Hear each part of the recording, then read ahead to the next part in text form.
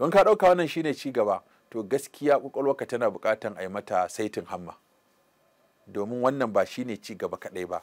Ci gaba a gurinmu a ma'auni na masu hankali, ci gaba shine mutum ya san ciwon kansa, ya yadda da Allah da ya halicce shi, kuma ya san cewa Allah nan akwai dalilin da yasa ya halicce shi, ya yi wa kansa tambayoyi guda 10. Waye ya yi ni? Tambaya ta 1. Me yasa ya yi ni? Tambaya ta 2. A ina nake? Tambaya ta 3. Ni wane ne? Tambaya ta 4. Me nake yi? Tambaya ta 5. Ina za ni? Tambaya ta 6. Me zai faru? Tambaya ta 7. A kabari in an tambaye ni zan iya ba da amsa?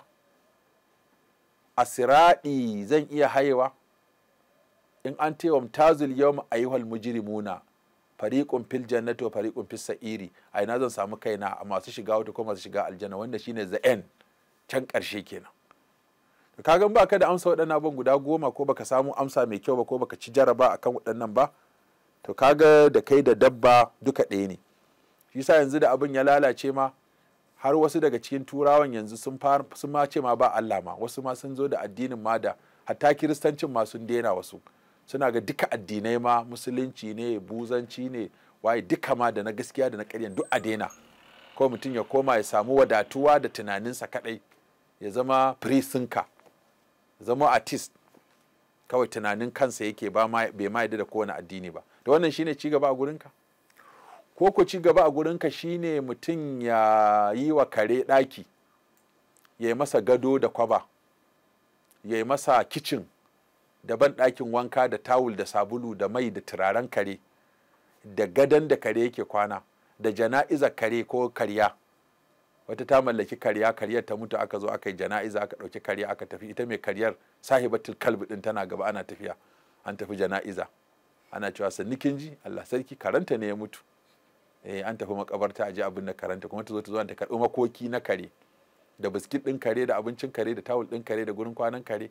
wata ma da fasikanci karanta aura gaba ɗaya. aka je coci ta ce wannan karen shine mai amana, ta rasa maza masu amana a ƙasa su, sai kare shi ya tsaya, za ta auri karen. aka je aka ɗaura mata aure da kare. wani daga Amurka, New York, ya turo min bidiyon da aka ɗaura auren karen a cikin coci. ga kare nan ga mace an ɗaura musu aure. to yanzu wannan kai duk ka fasara wannan duk a matsayin ci gaba? duk wani a gurin ka ci gaba ne? to ci gaba shine mutum ya san manufar rayuwa, ka gane, ya tsaya ya yi abin da zai amfane shi a duniya, ya kuma abin da zai amfane shi a lahira. to mu wannan shi ne ma'aunin ci gaba a gurinmu. da haka koyi da kafirai, a bukukuwanmu yanzu da kafirai ake koyi.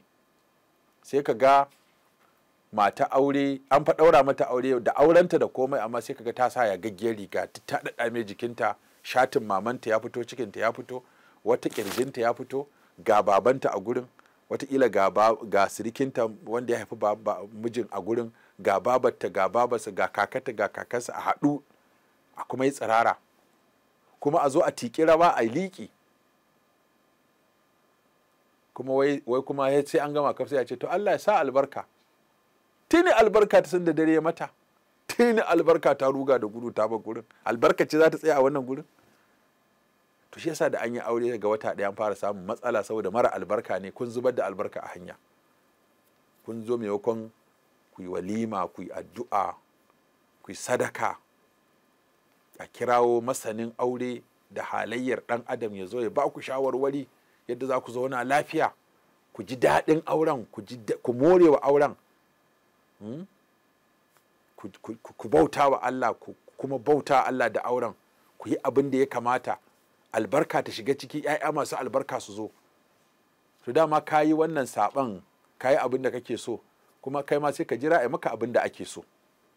in an baka ɗa kowane iri dole ka karɓa.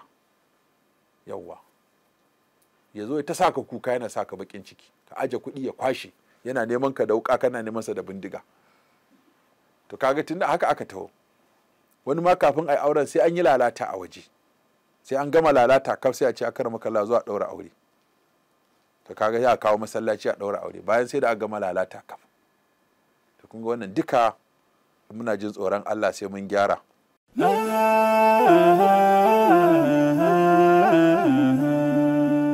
Haske mai ne ga gidan kowa Afirka TV.